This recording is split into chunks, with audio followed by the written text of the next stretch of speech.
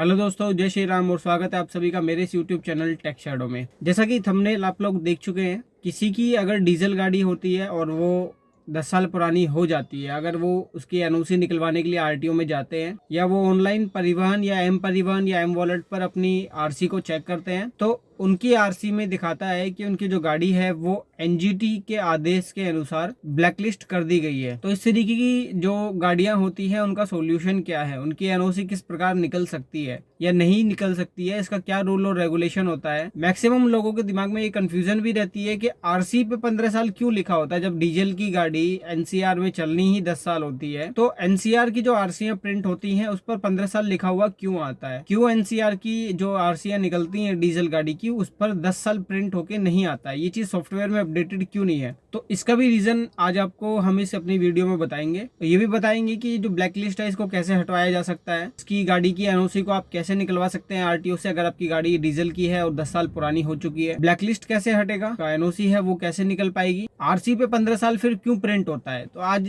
की इस वीडियो में इन सारे टॉपिक्स पर बात करेंगे और इन सारे प्रॉब्लम का सॉल्यूशन आपको बताऊंगा। वेरी सिंपल है। तो सबसे पहले मैं आपको बताता हूँ कि ये जो ब्लैक लिस्ट है ये कैसे हटेगा आपका। जिसकी भी डीजल की गाड़ियां हैं और वो 10 साल पुराने हो चुके हैं, तो आरटीओ अपना जो डाटा है वो हर बार वो महीने या साल के हिसाब से हर बार चेक करता है, जैसा भी उनका रूल और रेगुलेशन होता है उसके हिसाब से वो लोग चेक करते हैं कि डीजल गाड़ियां ऐसी कितनी हैं जो 10 साल पुरानी हो चुकी हैं और उनकी एनओसी गाड़ी मालिक ने अभी तक इशू नहीं कराई है नॉन एनसीआर के लिए। तो ऐसी गाड़ियों को आरटीओ जो है वो एक उनको लिस्टेड करता है गाड़ियों को सारियों को, और उनको सबको एनजीटी के रूल के हिसाब से उनको ब्लैक लिस्ट में डाल देता है अगर वो एनओसी नहीं लेके गए होते हैं। एनओसी अगर वो 10 साल पूरे होने से पहले लेके चले जाते हैं तो इस तरीके का ऑप्शन ब्लैक लिस्ट वाला देखने को नहीं मिलेगा। बट अगर 10 साल ओवर हो चुके हैं तो कभी भी उसमें ब्लैक लिस्ट लिखा हुआ आ सकता है। तो अगर ये ब्लैक लिस्ट वाली समस्या आपके साथ भी आ रही है तो इसका बहुत ही सिंपल सा सोल्यूशन है। आप डायरेक्ट आरटीओ विजिट कीजिए या आरटीओ ऑफिस में कॉल करके बात कर लीजिए। इसमें से आप कोई भी तरीका अपना सकते हैं, क्या खुद भी जा सकते हैं डायरेक्टली, मुश्किल से 5 या 10 मिनट का काम होता है। जो भी वहाँ आरटीओ में जो भी कमरा नंबर वहाँ पे होता है जो रजिस्ट्रेशन और ट्रांसफर वगैरह रिलेटेड इन सब चीज़ों को काम देखता है, वहाँ पे आप जाएंगे, अपना गाड़ी नंबर बताएंगे और बोल देंगे कि मुझे इसकी गाड़ी की एनओसी निकलवानी है तो ये ब्लैक लिस्ट को हटा दीजिए। मुश्किल से 5 या 10 मिनट के अंदर, उनका ज़्यादा टाइम भी नहीं लगेगा और वो आपकी गाड़ी को जो है ब्लैक लिस्ट से हटा देंगे।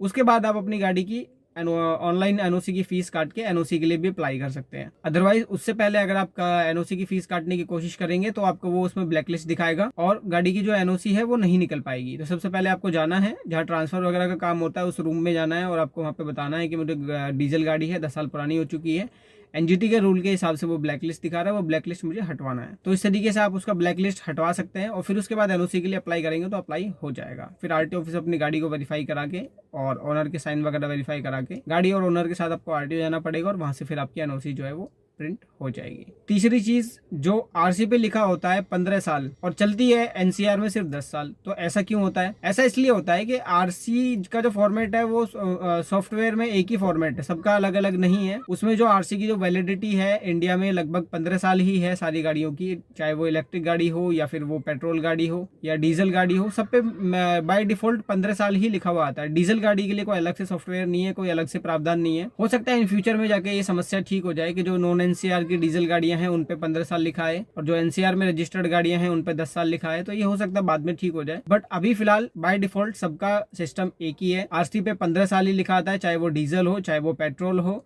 चाहे वो इलेक्ट्रिक गाड़ी हो, कैसी भी गाड़ी रहेगी उस पर 15 साल ही लिखा हुआ आता है। बट रूल रेगुलेशन के हिसाब से आपको ही समझना पड़ेगा कि जो डीजल गाड़ी है अगर वो आपकी एनसीआर में रजिस्टर्ड है तो वो आपकी 10 साल ही चलने वाली है। इससे पहले भी मैंने आपको एक डीजल गाड़ी से रिलेटेड एक ट्रैफिक पुलिस वाले का वीडियो शेयर किया था, अपनी वीडियो में बताया भी था कौन सी धाराएं लगती हैं अगर आप डीजल गाड़ी है वो 10 साल पुरानी हो चुकी है, और या तो आप एनओसी लेके उसको नॉन एनसीआर में रजिस्टर्ड नहीं करा रहे तब तो ब्लैक लिस्ट हो ही जाएगी। अगर नॉन एनसीआर में आपने उसको रजिस्टर्ड करा भी लिया और फिर भी आप एनसीआर में आते हैं वापस ये सोच के कि अब तो मेरी गाड़ी जो है वो नॉन एनसीआर में रजिस्टर्ड हो चुकी है, अब इसकी फिटनेस मैंने बढ़वा ली है, अब मैं इसको चला सकता हूँ इजीली, तो ऐसा बिल्कुल नहीं है। आपका चालान काटा जा सकता है, गाड़ी सीज हो सकती है और आपके ऊपर आरसी वायलेशन का केस भी चलाया जा सकता है। तो ऐसी गलतियां ना करें।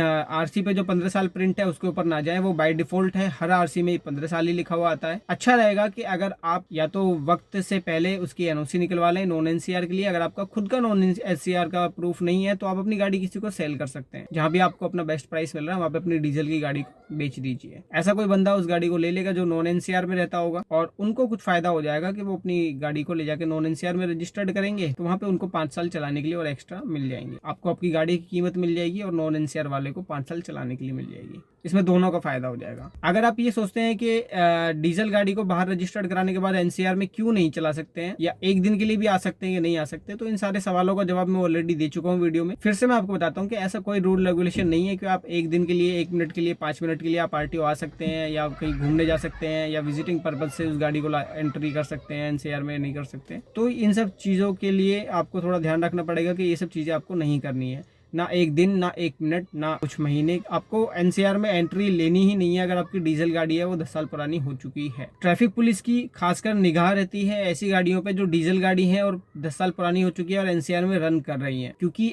एनजीटी का आदेश है। एनजीटी के हिसाब से आपको गाड़ी चलाने की इजाजत नहीं है एनसीआर में। अगर आप इस तरीके की हरकत करते हैं या कोशिश करते हैं चलाने की तो आपका चालान भी काटा जाएगा, गाड़ी भी सीज हो जाएगी। तीसरी बात, आपको जुर्माना भी देना पड़ सकता है और आरसी वायलेशन में आपको काफी भारी नुकसान उसमें उठाना पड़ सकता है। तो ऐसी गलतियां ना करें। डीजल गाड़ी है और एनसीआर में रजिस्टर्ड है, 10 साल पूरे होने वाले हैं, तो उससे पहले या तो उसको बेच दें, या खुद का कोई नॉन एनसीआर का एड्रेस प्रूफ है तो वहां ले जाके उस गाड़ी को रजिस्टर्ड कराएं और सिर्फ नॉन एनसीआर में ही चलाएं, एनसीआर में उसको गाड़ी को लेके नहीं आए। ये तो सबसे बेस्ट सॉल्यूशन। आज की इस वीडियो में हमारे यही सारे टॉपिक्स थे, और अगर आप अपनी तरफ से कुछ टॉपिक देना चाहें तो कमेंट कर सकते हैं, व्हाट्सएप कर सकते हैं। जल्द से जल्द उस पर वीडियो बनाई जाएगी। आप लोगों का बहुत ध्यान रखा जाएगा, क्योंकि आप लोगों के सपोर्ट से चैनल यहाँ तक पहुंचा है। तो आप लोगों का सपोर्ट है तो यहाँ तक हम पहुंच चुके हैं, और आगे भी सपोर्ट रहेगा तो ऐसी अच्छी अच्छी वीडियोस और जानकारी आपके लिए लाते रहेंगे। Thank you so much, love you all. खुश रहिए, सुरक्षित रहिए, अपना ख्याल जरूर रखिएगा। मिलते हैं फिर किसी नेक्स्ट वीडियो में, तब तक के लिए जय हिंद, जय श्री राम।